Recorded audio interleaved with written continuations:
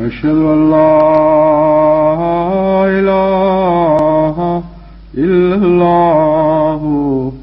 وحده لا شريك له وأشهد أن محمدا عبده ورسوله أما بعد فأعوذ بالله من الشيطان الرجيم بسم الله الرحمن الرحيم الحمد لله رب العالمين الرحمن الرحيم الرحمن الرحيم مالك يوم الدين إياك نعبد وإياك نستعين اهدنا الصراط المستقيم صراط الذين أنعمت عليهم غير المغضوب عليهم ولا الضالين ألم نجعل له عينين ولسانا وشفتين وهديناه النجدين فلاقتحم العقبة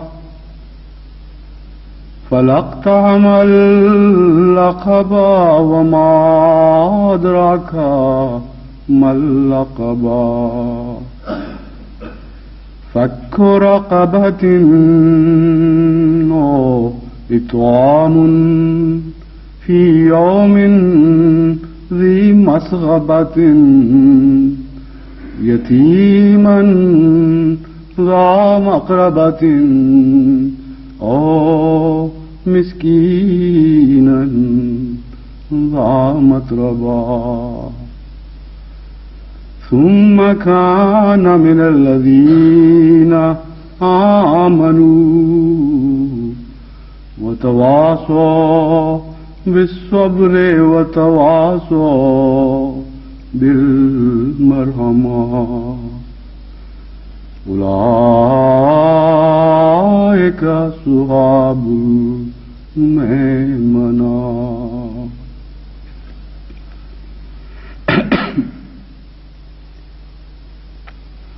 خدا کی تقدیر کچھ یہ معلوم ہوتی ہے کہ دشمن جتنا زیادہ مغلوب اور ظالمین کی راہ میں آگے بڑھتا چلا جا رہا ہے اتنا ہی خدا تعالیٰ اپنے فضل اور رحم کے ساتھ جماعت احمدیہ کو صراط مستقیم پر پہلے سے بڑھ کر تیز رفتاری کے ساتھ آگے ایک قدم بڑھانے کی توفیق عطا فرماتا چلا جائے. یہ تقدیر ہر روز ہر ملک میں احمدیوں کے ہر طبقہ پر نظر ڈالنے سے روشن تر ہوتی چلی جا رہی ہے اور کوئی ایک بھی خطہ دنیا میں ایسا نہیں جہاں سے اس پہلو سے ہر روز نئی سے نئی خوشخبریاں عطا نہ ہو رہی ہوں. حضرت اقدس مسیح موعود علیہ الصلوۃ والسلام نے دشمن کے دکھوں اور ظلموں سے تنگ آ کر ایک مرتبہ ایک ایسا شعر فرمایا جس کی صحیح حقیقت، جس کی حقیقی روح اب ہمیں معلوم ہو رہی ہے کہ وہ کیا تھی. آپ فرماتے ہیں تیری پیاری نگاہیں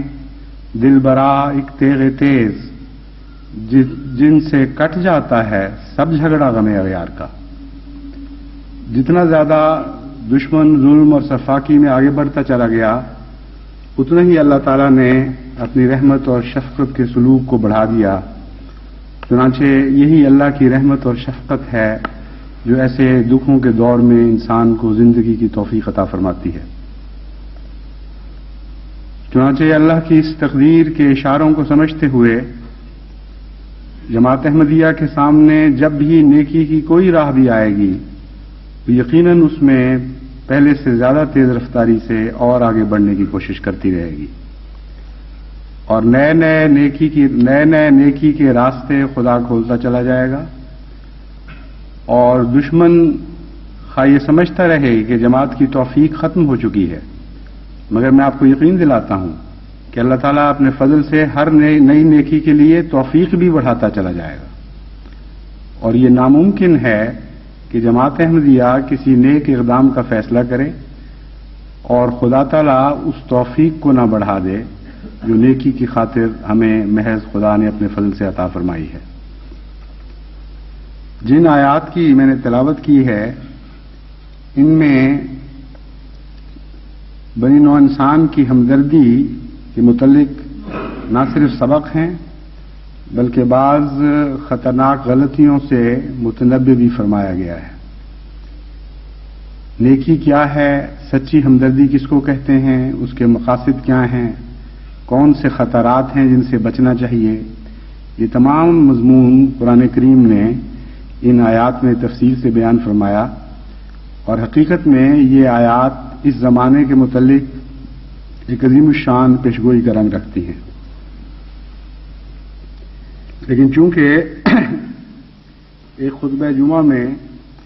تفصیلی تفسیر کا وقت تو میسر نہیں آ سکتا، لیکن مختصراً اس مقصد کی خاطر جس کی طرف میں آپ کو لے جانا چاہتا ہوں کچھ حصے ان آیات کے میں آپ پر کھولنا چاہتا ہوں۔ اللہ تعالیٰ فرماتا ہے الم نجعل لہ عینین ولسانا وشفتین فلاقتحم العقبہ، کہ کیا ہم نے اسلام سے یا دین سے بے بہرہ لوگوں کو آنکھیں عطا نہیں فرمائی تھیں؟ اگرچہ واحد میں ذکر چل رہا ہے لیکن مراد قوم ہے یا انسان بحیثیت انسان ہے، تو ایسا انسان جو دین سے بے بہرہ ہو اس کو مخاطب کر کے فرماتا ہے کیا ہم نے تمہیں آنکھیں عطا نہیں فرمائی تھیں، اور کیا تمہیں بولنے کے لیے اعضاء عطا نہیں کیے گئے تھے؟ لسانوں و شفتین، زبان نہیں دی تھی تمہیں اور ہونٹ نہیں دیے تھے، تاکہ اگر کوئی بات تمہیں معلوم نہیں ہو سکتی تھی تو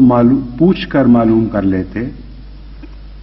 اگر تم بے خدا تھے تو خدا والوں سے یہ سلیقے سیکھ لیتے، یہ مراد ہے۔ فلاقتحم العقبہ، لیکن اس کے باوجود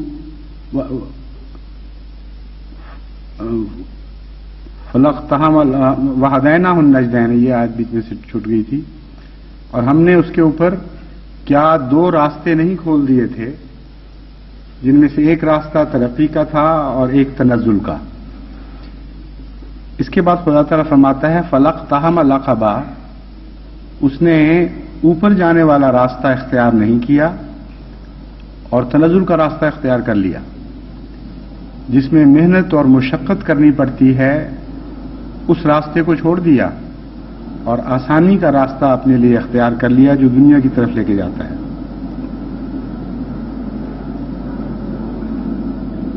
وما ادراک ما العقبہ، اور تمہیں کیا چیز بتائے، کیسے سمجھایا جائے کہ عقبہ کیا ہے، یعنی نیکیوں میں بلندی کی راہ اختیار کرنا کیا چیز ہے۔ ان آیات پر غور کرنے سے معلوم ہوتا ہے کہ نیکیاں بھی دو قسم کی ہیں۔ نجدین سے مراد یہ نہیں ہے کہ بدی کا راستہ، بل بالمقابل نیکی کے راستے کے یہ دو راستے ہیں۔ اس تعلق میں نجدین کا مطلب یہ ہے کہ دو قسم کی نیکیوں کے راستے ہم نے اس کے لیے کھولے تھے۔ ایک دنیا داری کی مادہ پرستی کی نیکیاں ہیں جو بے خدا لوگوں میں بھی نظر آ جاتی ہیں، اور ایک وہ نیکیاں ہیں جو حقیقی نیکی کی روح رکھتی ہیں جو آخر خدا تک انسان کو پہنچا دیتی ہیں۔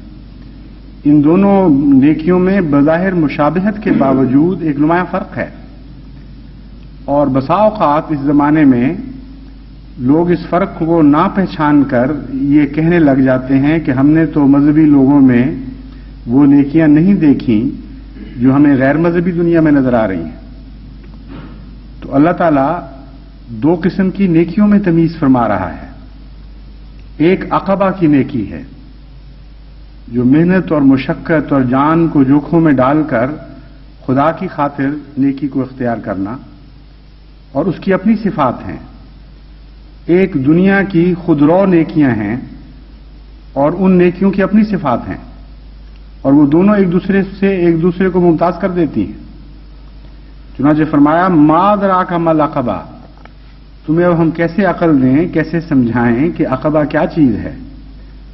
اس کی بنیادی شرط یہ بیان فرمائی فک و رقبۃ، یہ وہ نیکی جو بنی نوع انسان کی ہمدردی سے تعلق رکھتی ہے،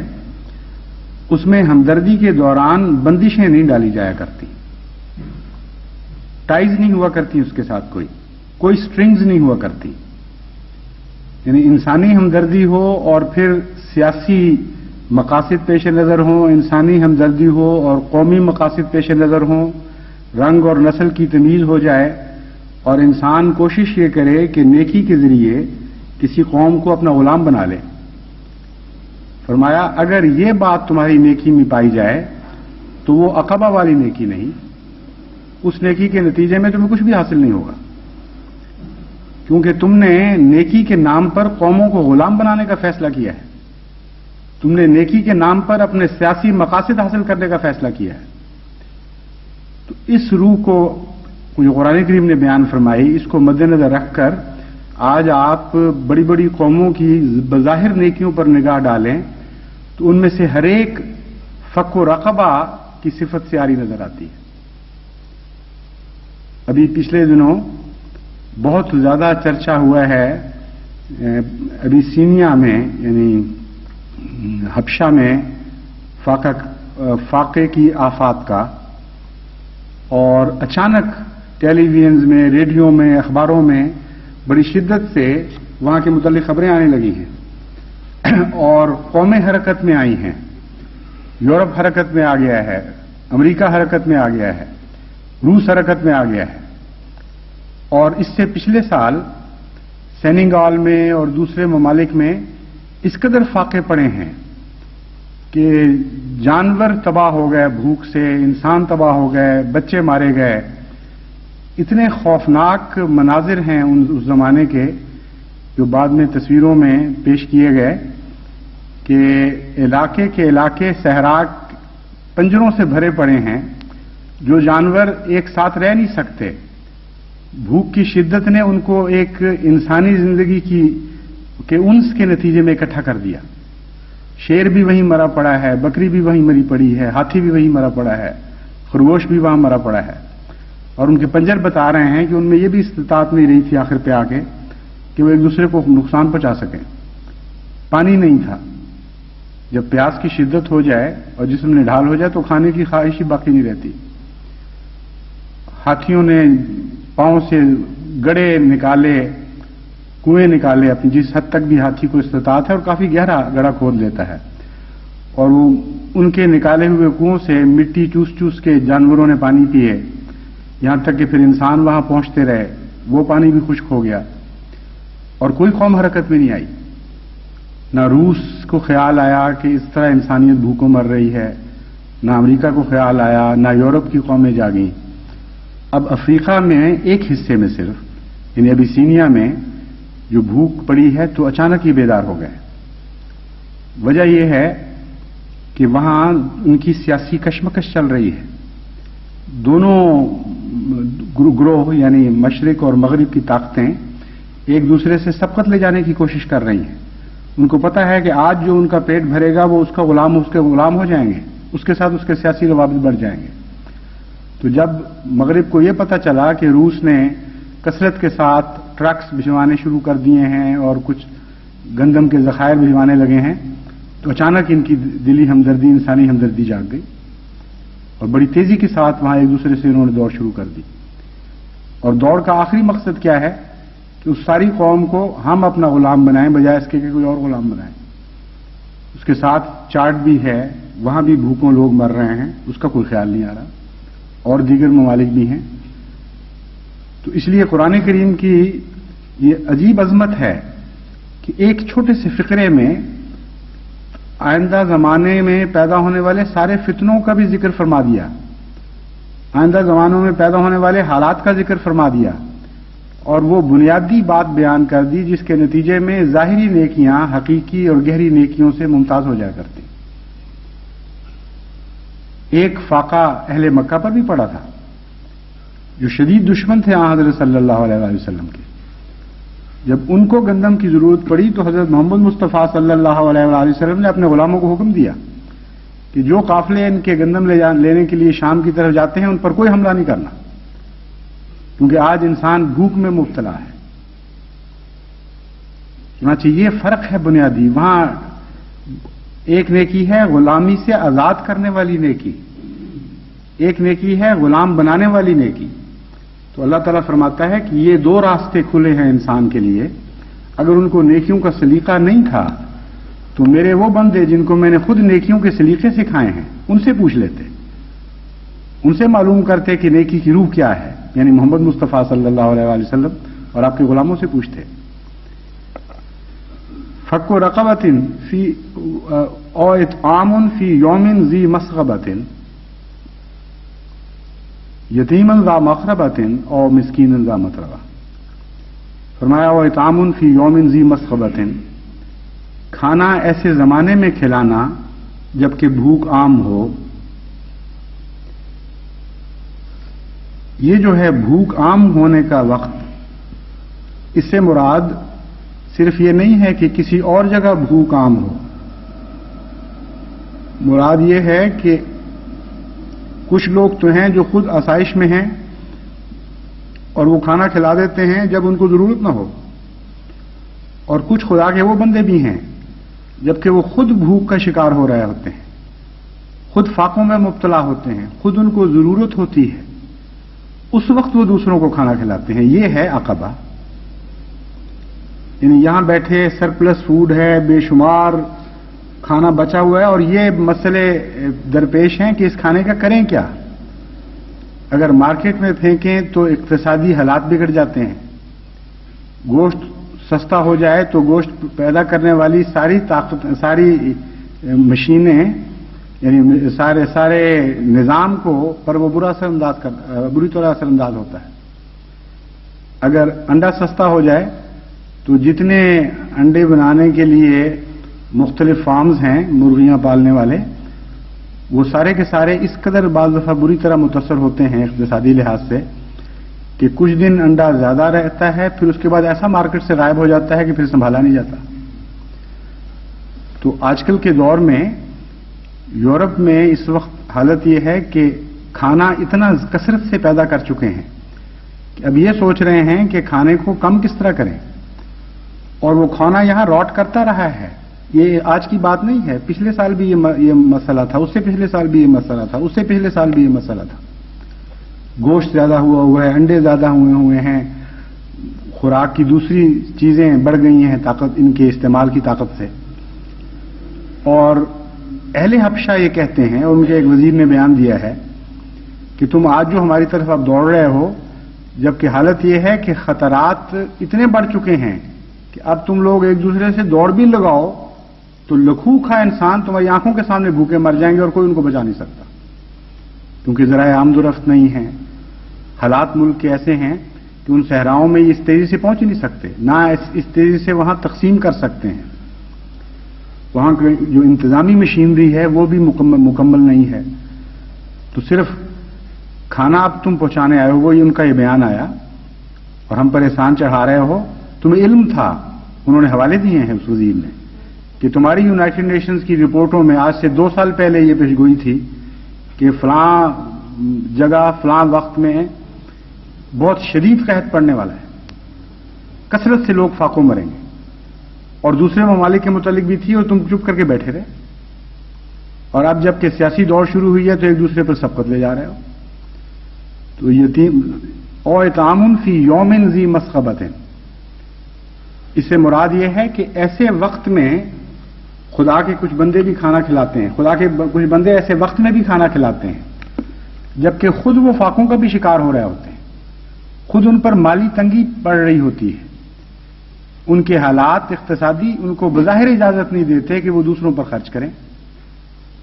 ایسے عام حالات میں وہ پھر خدا کی خاطر آگے بڑھتے ہیں۔ وَيُطْعِمُونَ الطَّعَامَ عَلَىٰ حُبِّهِ مِسْكِينًا وَيَتِيمًا وَأَسِيرًا، ایک اور جگہ فرمایا کہ اس وقت جب کہ کھانے سے محبت ہو جاتی ہے انسان کو فاقہ کشی کی وجہ سے۔ عام طور پر کھانا سب کو عزیز ہے، لیکن جب عام ملتا ہو تو اس سے محبت نہیں ہوا کرتی، لیکن جب غائب ہونا شروع ہو جائے کھانا تو اس سے محبت ہو جاتی ہے۔ اسی لیے لوگ کہتے ہیں کہ فلاں وقت جو مزہ آیا تھا نا دال روٹی کا، ویسا پھر کبھی مزہ نہیں آیا، اس لیے کہ بھوک کا شکار ہوتے ہیں، شکار کے ذریعے یا کسی اور پکنک کے ذریعے یا ویسے ہی بعض حالات کے نتیجے میں وقتی طور پر کھانا میسر نہیں آتا، اور ایک آدمی جو کھانے کا عادی ہے باقاعدہ، اس کو اتنی بھوک لگتی ہے کہ ترس جاتا ہے کھانے کے لیے، اس وقت اس کو کھانے سے محبت ہو جاتی ہے۔ تو فرمایا یطعمون الطعام علی حبہ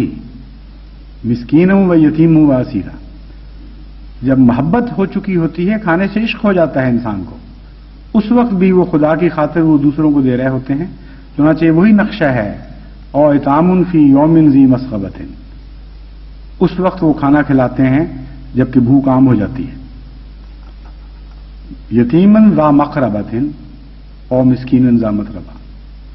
ایسے یتیم کو بھی کھانا کھلاتے ہیں جس کے پوچھنے والے لوگ موجود ہیں، اور یہ خیال نہیں کرتے کہ اس کے ساتھ اس کے تعلقات ہیں، وہ زیادہ ذمہ دار ہیں اس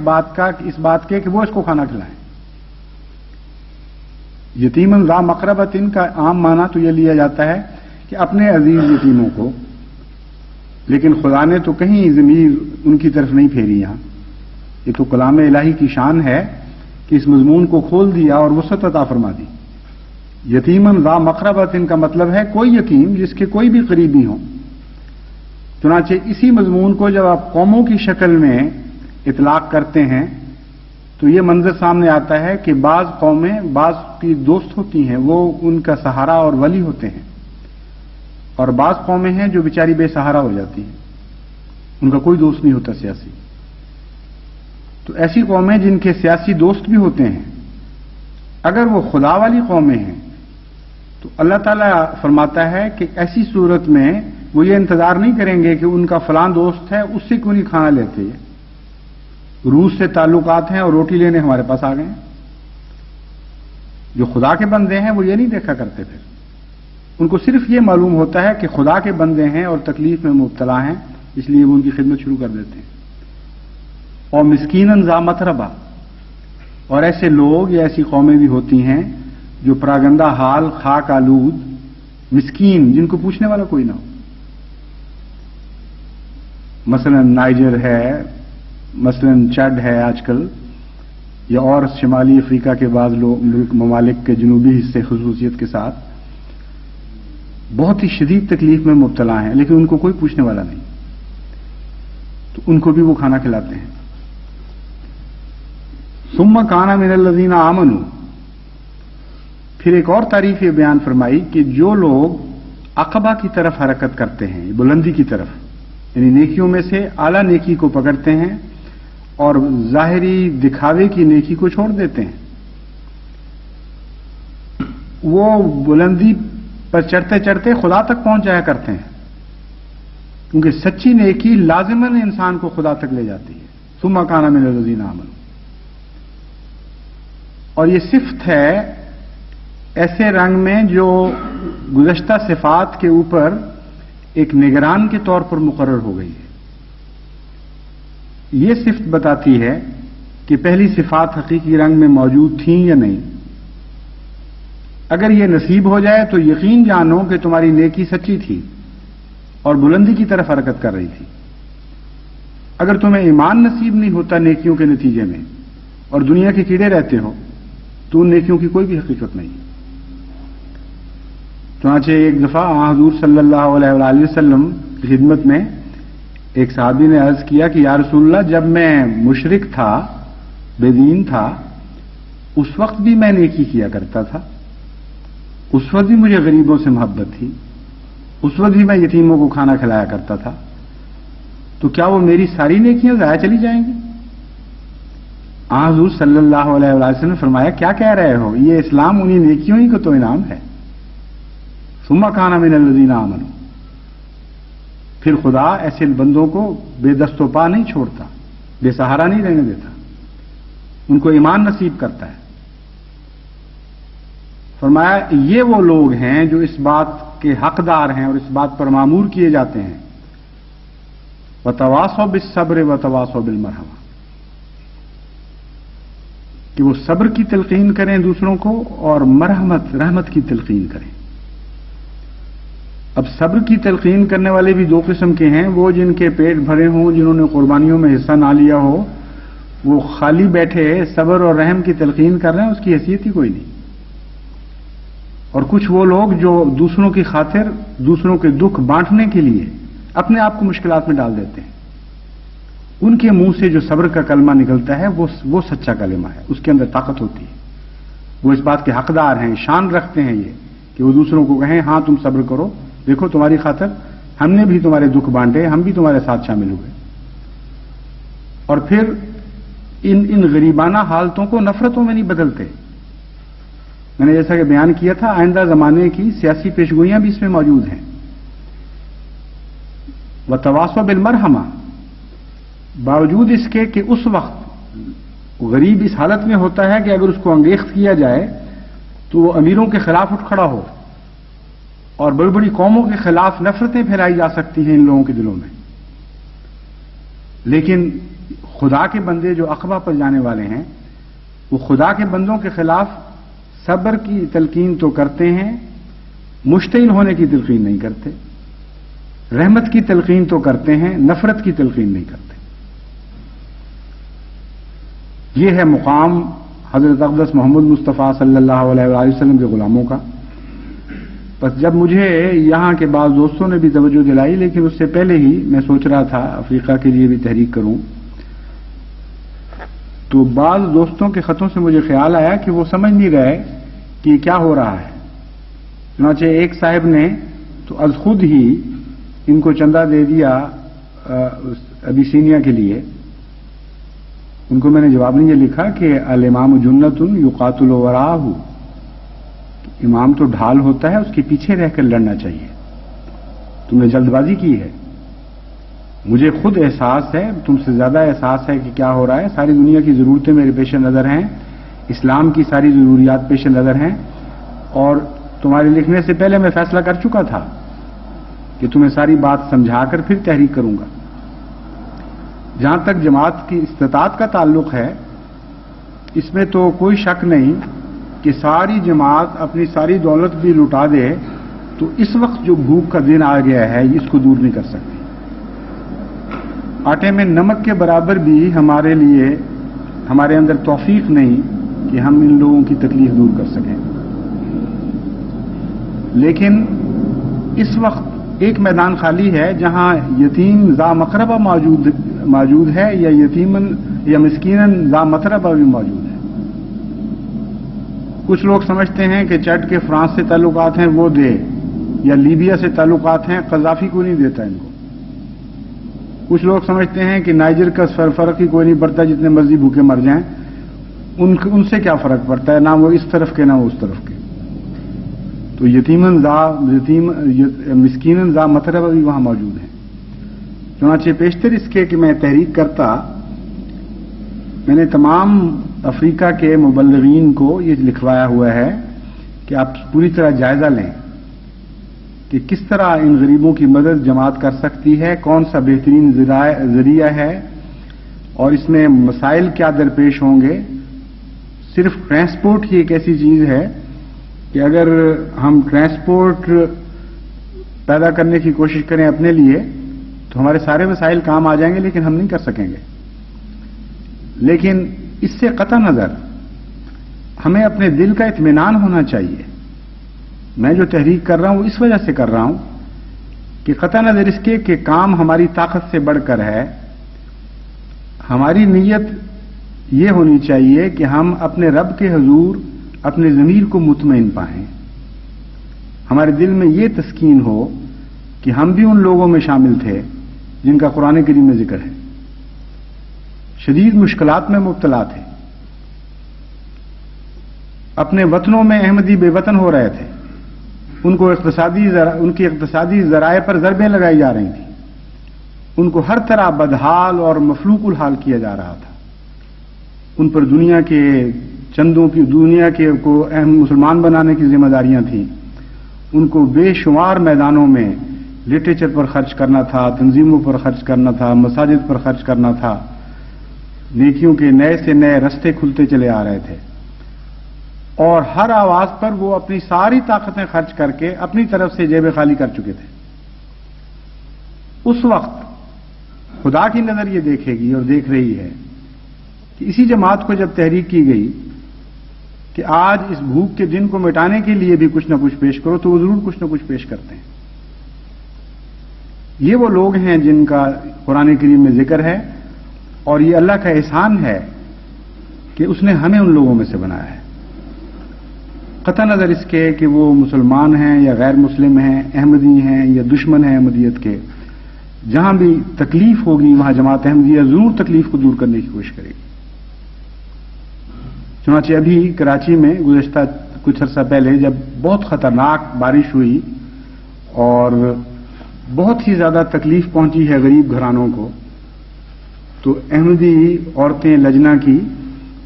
جو کچھ ان کے بس میں تھا، کوئی کمبل، کوئی کپڑے، کوئی کھانا لے کر غریبوں کے گھر پہنچی اور خدمت شروع کی، اور کوئی تبلیغ کی نیت نہیں تھی، نہ ان کا ارادہ، نہ اس خیال سے وہاں گئیں، صرف تکلیف دور کر رہی تھی۔ تو بعض احمدی بہنوں نے مجھے جو واقعات لکھے ہیں حیرت انگیز ہیں۔ وہ کہتی ہیں کہ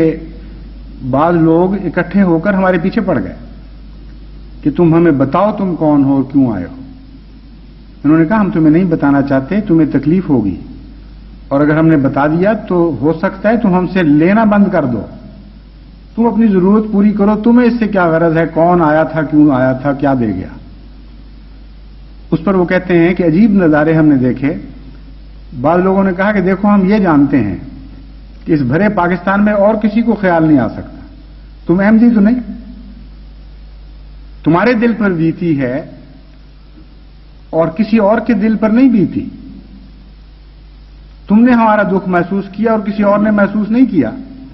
تو ہم تمہاری پیشانیوں سے پہچانتے ہیں، تم چھپاؤ یا جو چاہو کرو، ہمیں تو پتہ لگ گیا کہ تم کون ہو۔ چنانچہ مجبوراً پھر ان کو بتانا پڑا۔ تو جس قوم نے مظالم کی حد کر دی تھی، جب اس کو تکلیف پہنچتی ہے یا آئندہ پہنچے گی تو تب بھی انشاءاللہ تعالی جماعت احمدیہ پیش ہوگی۔ اور جہاں تک جیبوں کا تعلق ہے، یہ نہ میں نے بھری تھی نہ آپ نے بھری ہیں، اللہ تعالیٰ عطا کرنے والا ہے، اور اپنے راہ میں خرچ کرنے والوں کا نقشہ یہ کھینچا ہے مما رزقناہم ينفقون، ہم نے جو ان کو عطا کیا اس سے وہ خرچ کرتے چلے جاتے ہیں، اور جتنا وہ خرچ کرتے چلے جاتے ہیں ہم عطا کرتے چلے جاتے ہیں، یعنی ایک سلسبیل ہے، ایک جاری سلسلہ ہے جو کبھی ختم نہیں ہو سکتا۔ ایک طرف سے پانی بہ رہا ہے لیکن بہنے کے سوراخ تو چھوٹے ہیں کیونکہ انسانی ہاتھوں کے بنائے ہوئے ہیں، اور ایک طرف سے پانی آ رہا ہے اور وہ آسمان کا سوراخ ہے جو خدا کے ہاتھوں کا بنایا ہوا ہے۔ اس لیے ناممکن ہے کہ آنے والی راہ نکلنے والی راہ سے چھوٹی ہو جائے۔ ایک جاری مضمون ہے مما رزقناہم ينفقون، ہمیشہ ایسا ہوتا چلا جاتا ہے۔ بس جماعت احمدیہ کو تو اس بات کا کوئی خوف نہیں، جتنی توفیق ہوگی ہم اتنا ضرور دیں گے، اور صرف یہی نہیں کریں گے کہ آج کی ضرورت پوری کرنے کی کوشش کریں، بلکہ جس طرح ہم نے افریقہ میں پہلے سے ہی پروگرام شروع کر دیا ہے، ان کو اپنے پاؤں پر کھڑا کرنے کی ہم نے کوشش کرنی ہے۔ یہ آتے ہیں فقیروں کی طرح تقسیم کر کے چلے جاتے ہیں، اور یہ نہیں دیکھتے کہ ان کو زراعت میں تعلیم دینے کی ضرورت ہے، ان کو زراعت میں خود کفیل کرنے کی ضرورت ہے۔ اس معاملے میں بالکل بے خبر اور بے پرواہ ہوتے ہیں۔ تاکہ وہ ہماری محتاج رہیں قومیں، اور جب احتیاج ہو تو پھر ہماری طرف دوڑیں۔ تو ہم نے افریقہ میں ایک اسکیم شروع کی تھی، اللہ کے فضل سے بہت کامیاب رہی ہے، اور ساری قوم نے اس کو امید کی نظروں سے دیکھنا شروع کر دیا ہے۔ 1000 ایکڑ کا فارم لے کر، اگرچہ پہلے سال شدید نقصان ہوا، لیکن میں نے ان سے کہا کہ اب جاری رکھیں، کوئی پرواہ نہیں ہے، اللہ تعالیٰ کی خاطر ہم کر رہے ہیں، وہ خود فضل کرے گا۔ تو اس دفعہ رپورٹ یہ آئی ہے کہ خدا تعالیٰ کے فضل سے ہر فصل بہت ہی اچھی ہوئی ہے اور نہایت کامیاب تجربہ رہا ہے۔ اسی طرح نائجیریا کو ہم نے خود کفیل بنانے کے طریق سکھانے شروع کر دیے ہیں۔ ہم سکھا تو سکتے ہیں بہرحال، اور حسن مقدور کوشش بھی کر سکتے ہیں۔ اس لیے باقی ممالک میں بھی ہم اس اسکیم کو عام کریں گے، اور احمدی بعض وقف کر کے گئے ہیں وہاں اسی نیت سے، جنہوں نے ان کو کام سکھانے کی نیت کی ہوئی ہے، ان کی خاطر وہ بڑی مشکلات میں، مصیبتوں میں پڑھ کر وہ اللہ کے فضل سے دن رات محنت کر رہے ہیں، اور آہستہ آہستہ سلیقہ دے رہے ہیں ان کو بالکل علم نہیں تھا کہ چاول کس طرح لگایا جاتا ہے، گندم کس طرح لگائی جاتی ہے، یہ ساری چیزوں سے، سب چیزوں سے وہ نابلد تھے۔ تو یہ اللہ کا احسان ہے کہ وہ ہمارے لیے نیکیوں کی راہیں کھول رہا ہے، اور نیکی کی راہوں میں ہمیں آگے سے آگے بڑھاتا چلا جا رہا ہے۔ ان فضلوں کو جب ہم دیکھتے ہیں تو پھر ان کے دیے ہوئے دکھ، ان کی گندی گالیاں، ان کی لغو باتیں، ان کے فضول قصے بالکل حقیر اور بےمعنی دکھائی دینے لگتے ہیں۔ اس وقت دل ہم سے بھر جاتا ہے، اور اللہ کے حضور حمد و شکر سے بھر کر آنکھیں آنسو بہاتی ہیں، اور یہ عرض کرتی ہیں اپنے رب سے کہ ہیں تیری پیاری نگاہیں، دل برا ایک تیغ تیز، جن سے کٹ جاتا ہے یا جس سے کٹ جاتا ہے سب جھگڑا غم یار کا۔ تو خدا کے فضل اس کثرت سے نازل ہو رہے ہیں، اور ہر جگہ نازل ہو رہے ہیں کہ آپ باوجود اس علم کے کہ ہو رہے ہیں پھر بھی تصور نہیں کر سکتے، کیونکہ آپ کو ساری اطلاعیں اس کثرت سے نہیں آ رہی جس طرح مجھے آتی ہیں۔ کوئی جاپان سے خط آ رہا ہے، کوئی پاکستان سے خط آ رہا ہے، کوئی افریقہ کے ممالک سے خط آ رہا ہے، کوئی ہندوستان سے آ رہا ہے۔ گاؤں کے گاؤں احمدی ہوتے چلے جا رہے ہیں۔ ایسی تیزی آ گئی ہے تبلیغ میں کہ عقل دنگ رہ جاتی ہے۔ انگلستان بھی جاگ رہا ہے اللہ کے فضل سے۔ پہلے میں نے آپ کو خوشخبری دی تھی، ایک جوڑا نہایت ہی سلجھا ہوا مخلص انگریز میاں بیوی کا نوجوان جوڑا ہے، وہ اللہ کی طرف سے نشان دیکھ کر احمدی ہوا ہے۔ اسی جگہ سے یعنی یارک سے اب کل رات مجھے چٹھی ملی ہے کہ ایک اور خاتون احمدی ہوئی تھی کچھ عرصہ پہلے، وہ ایک اور خاتون کو ساتھ لانے لگی، اور کل انہوں نے ایک بہت زبردست تبلیغی پارٹی کی ہوئی تھی۔ بڑا ہی خدا کے فضل سے ان کو جنون ہے تبلیغ کا۔ ڈاکٹر سعید اور سلمہ سعید ان کی جو بیگم ہیں، تو 80 آدمی قریباً بلائے ہوئے تھے۔ 2.5 گھنٹے وہ کہتے ہیں کہ ہمیں تبلیغ کا موقع ملا، اور کثرت سے پہلے کئی دن دعائیں کرتے رہے کہ اللہ ہمیں تو علم نہیں ہے، تو ہمیں روشنی عطا فرما، حکمت عطا فرما، ہماری زبان کھول۔ تو وہ سلمہ سعید لکھتی ہیں کہ میں حیران ہو گئی تھی کہ وہ مجھے جواب کیسے آ رہے ہیں اور کس طرح میری زبان چل رہی ہے خود بخود، یہاں تک کہ اس کثرت سے فون آنے شروع ہوئے کہ اب ہمیں پتہ چل گیا ہے کہ تمہارا اسلام سچا ہے اور باقی سب جو قصے ہیں فرضی باتیں ہیں۔ بعض لوگوں نے کہا کہ ہمیں تو نفرت تھی اسلام کے نام سے، یہ جو ملا ازم اسلام پیش کر رہا ہے، جس قسم کے تنگ نظر وہ اسلام کی طرف منسوب کر کے پیش کرتے ہیں، جس قسم کا رسول اللہ تمہارے رسول کا تصور انہوں نے بنایا ہوا ہے، انہوں نے بتایا ان کو سلمہ سعید کو، تو ہم تو دن بدن نفرتوں سے بھر رہے تھے۔ آج ہمارے دل میں اسلام کی محبت پیدا ہو گئی۔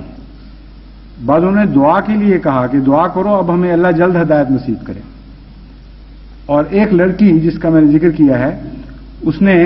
کہا کہ میں نے تو بیعت کرنی ہے۔ ابھی جو ساتھ لے کے آئی تھی اس نے کہا کہ بیوی ابھی بیعت نہ کرو، کچھ اور سوچ لو، ابھی تو تم نئی ہو۔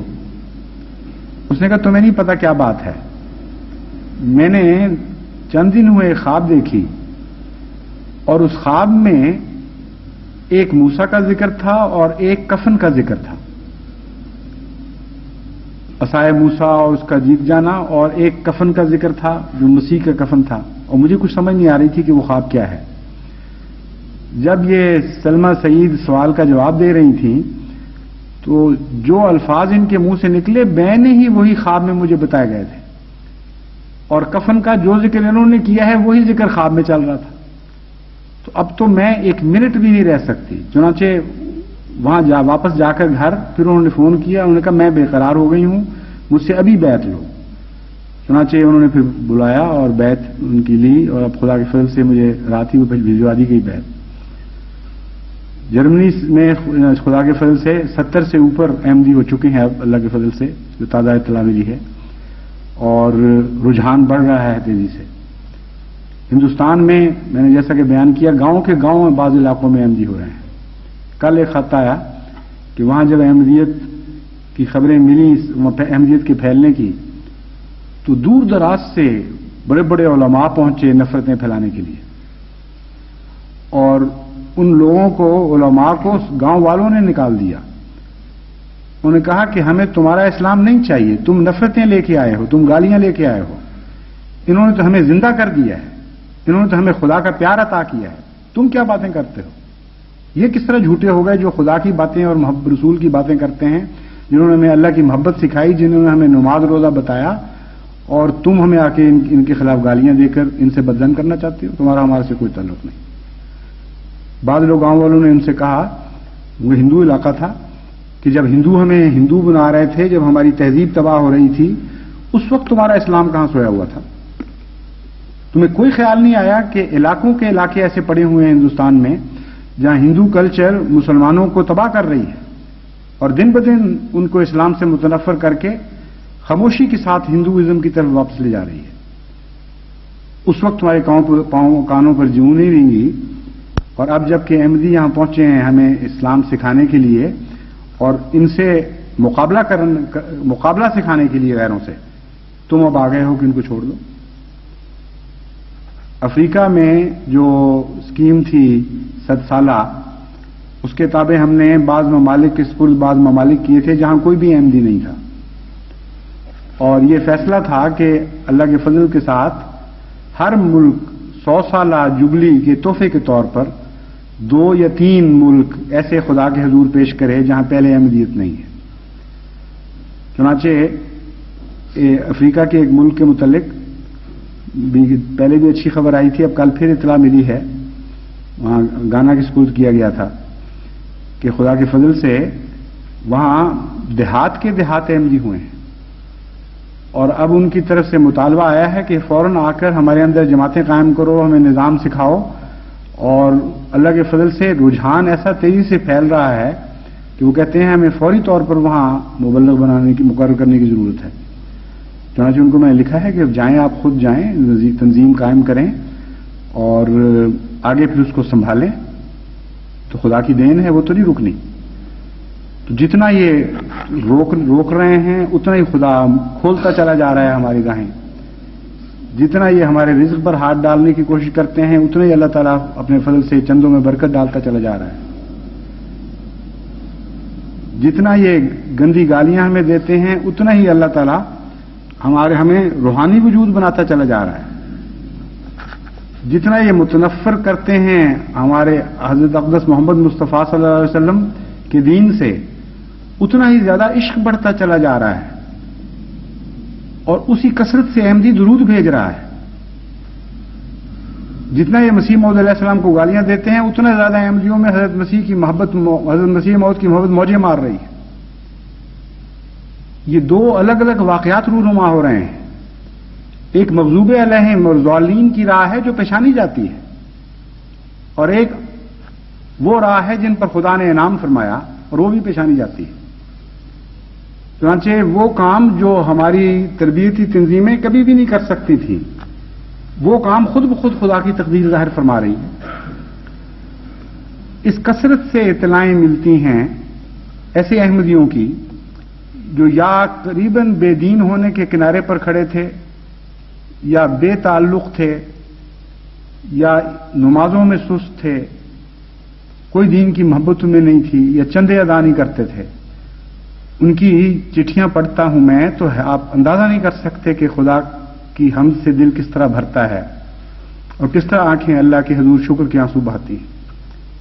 ٹھیک ہے بہت گند بکنے والے لوگ ہیں اس دنیا میں، ٹھیک ہے بہت دکھ دیے ہیں، لیکن ان انعامات کو بھی دیکھیں کہ اس کے مقابلے پر خدا کیا سلوک کر رہا ہے آپ سے۔ بس پاکستان کے احمدیوں کو خصوصاً میں توجہ دلاتا ہوں کہ خدا کی پیاری نگاہوں کو دیکھنا شروع کر دیا کریں۔ جب یہ دکھوں اور مصیبتوں کے انبار آپ کے اوپر پھینکتے ہیں، ایک ہی علاج ہے، اور اس علاج کے سوا کوئی علاج نہیں جو مسیح موعود علیہ السلام نے بتایا ہے، کہ اس وقت اللہ کے لطفوں کو یاد کیا کریں، اللہ کے احسانات کو یاد کیا کریں، خدا کے کرم جو بارش کی طرح برس رہے ہیں ان کو دیکھا کریں۔ چنانچہ میں آپ کو ایک بچے کا مثال کے طور پر میں بعض خط چنے ہیں، ایک نوجوان کا خط میں آپ کو بتاتا ہوں۔ یہ ایک مثال نہیں ہے، ایسی سینکڑوں مثالیں ہیں اور ہزارہا اور ایسی مثالیں ہیں جو اس سے کم درجے کی ہیں، لیکن ہر نو کے احمدیوں میں اللہ تعالیٰ کے فضل سے ایک پاک تبدیلی پیدا ہو رہی ہے۔ ایک صاحب لکھتے ہیں غیر ملک سے، یعنی پاکستان سے باہر کسی ملک سے، کہ میں گزشتہ 6 سال احمدیت سے کافی دور چلا گیا تھا، نہ نماز نہ روزہ، لیکن اس آرڈیننس کے بعد خدا کے فضل اور بزرگوں کی دعاؤں سے واپس کھینچا چلا آیا ہوں۔ میں نے خدا تعالیٰ سے اپنے گناہوں کی توبہ کی، نمازیں اور روزے شروع کیے، اور ہر نماز میں خدا تعالیٰ کا شکر ادا کیا کہ اس نے دوبارہ مجھے نیکی کی توفیق عطا فرمائی۔ گویا کہ یہ آرڈیننس میرے لیے تو بڑا ہی بابرکت ثابت ہوا، اور اس وقت آپ کے یہ الفاظ میرے کان میں گونج رہے ہیں کہ اگر مسلمان کو آگ میں ڈالا جائے تو وہ کندن بن کر نکلتا ہے۔ اس تبدیلی کی ایک خاص وجہ یہ تھی کہ آرڈیننس کے مان بعد میں نے اپنے والدین جو کہ پاکستان میں ہیں ان کو خط لکھا کہ آپ لوگ اپنے پاسپورٹ کی فوٹو کاپی مجھے بھیجیں تاکہ میں آپ کا ویزا بھیج کر آپ لوگوں کو یہاں بلوا لوں۔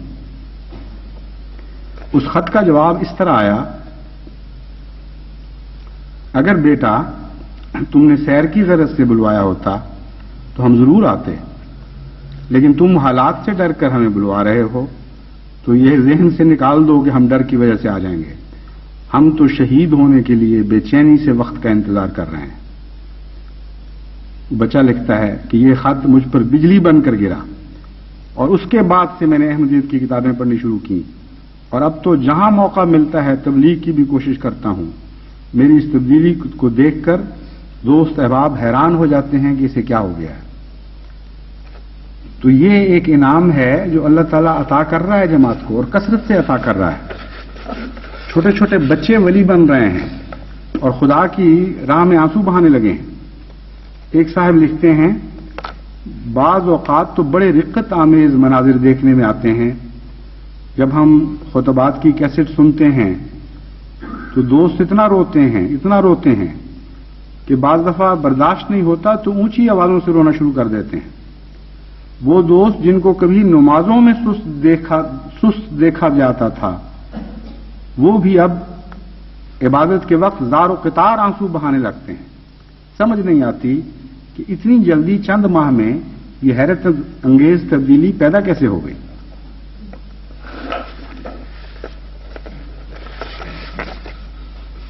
جہاں تک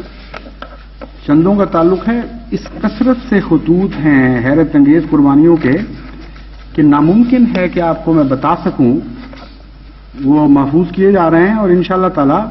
آئندہ زمانے کے لیے یہ تاریخ محفوظ کی جائے گی۔ ایسے عجیب خدا تعالیٰ نے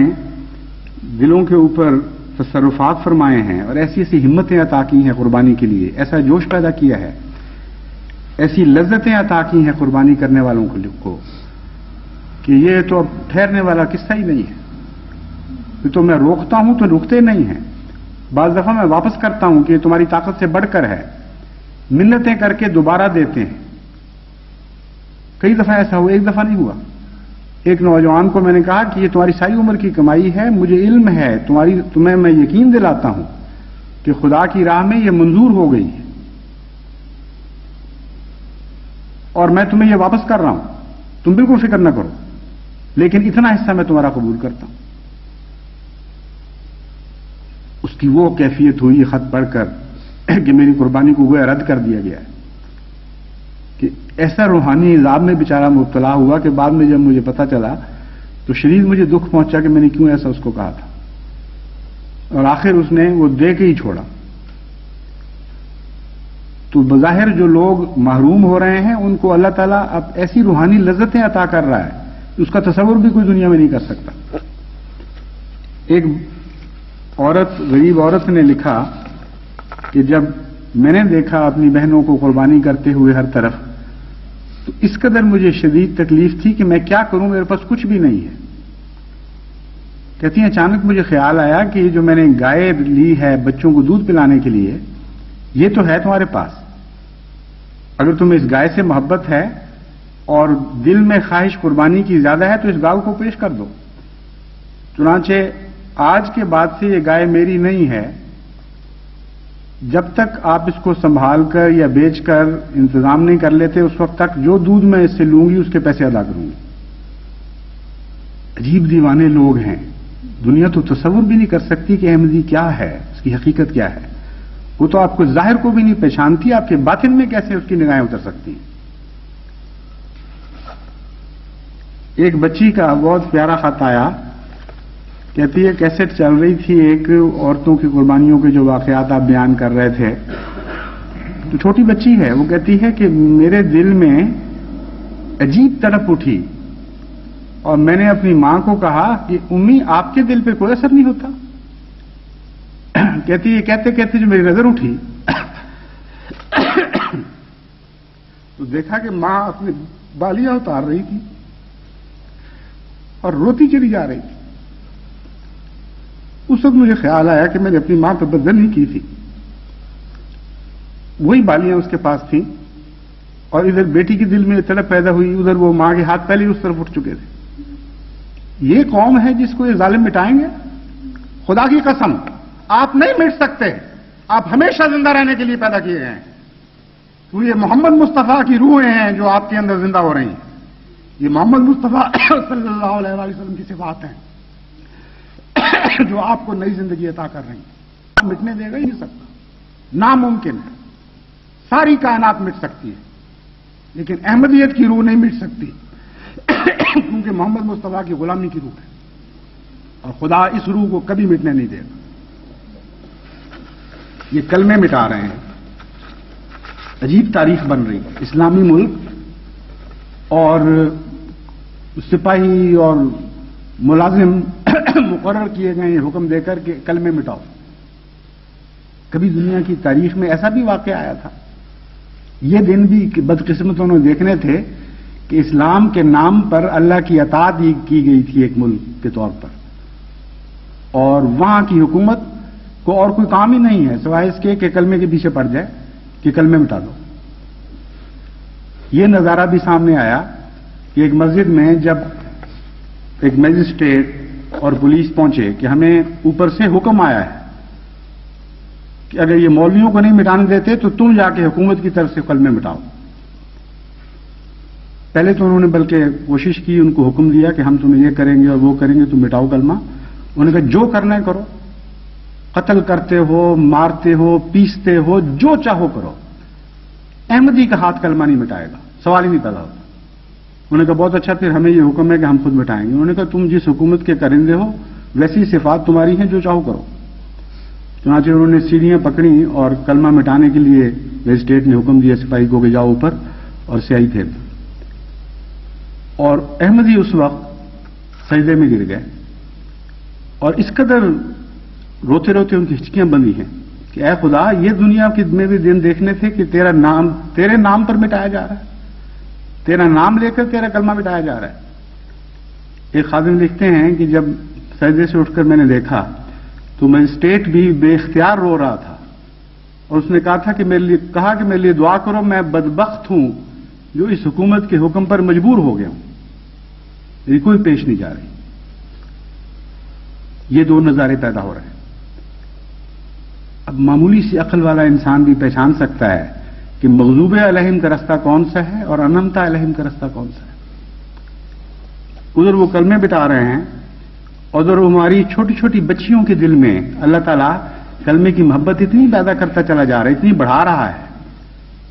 کہ ان کا سینہ روشن ہو گیا ہے کلمے کے نور سے. ایک بچی کے متعلق ایک صاحب لکھتے ہیں واقعہ.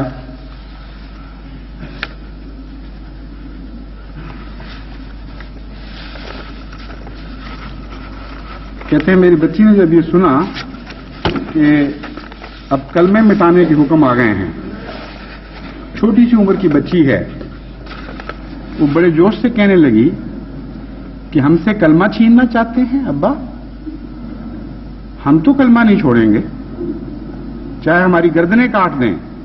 ہمیں جنگلوں میں بند کر دیں، ہمیں کمروں میں بند کر دیں. یہ بچے کی باتیں ہیں بیچاری.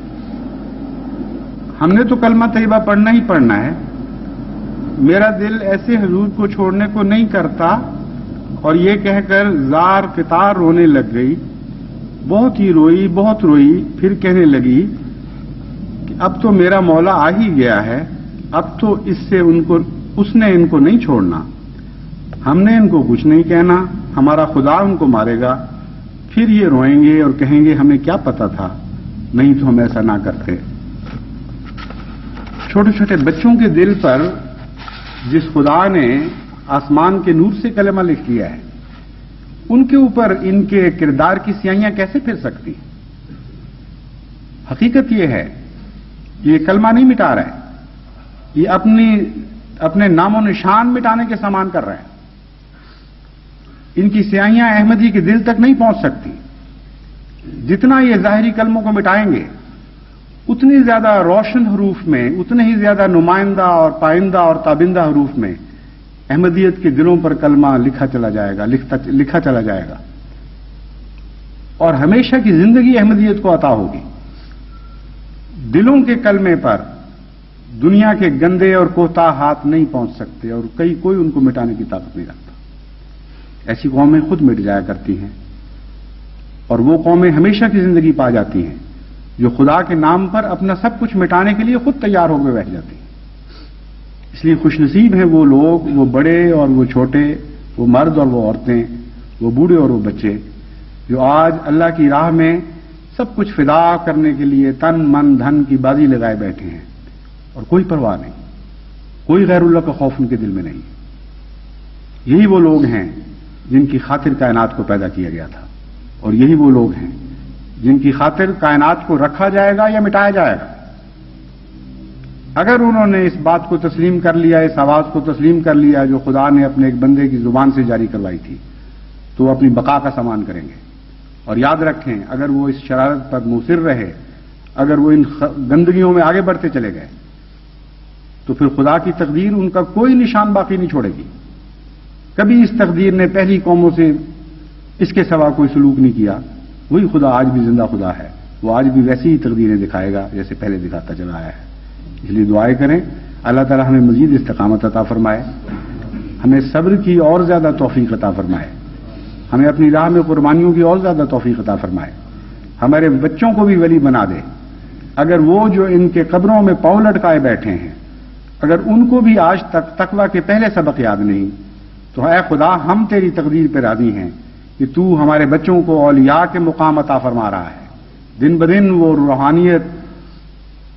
کے عرفہ سے عرفہ مقامات کی طرف حرکت کر رہے ہیں. وہ ہم نے دیکھا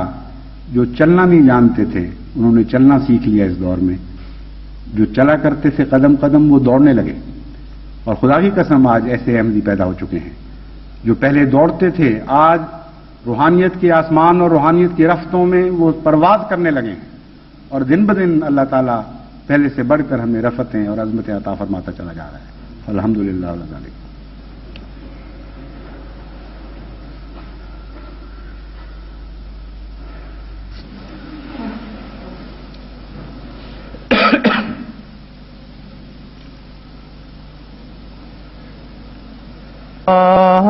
نحمده ونستعينه ونستغفره ونؤمن به ونتوكل عليه ونعوذ بالله من شرور أنفسنا ومن سيئات أعمالنا من يهده الله فلا مضل له ومن يضلله فلا هادي له نشهد أن لا إله إلا الله وحده لا شريك له ونشهد أن محمدا عبده ورسوله عباد الله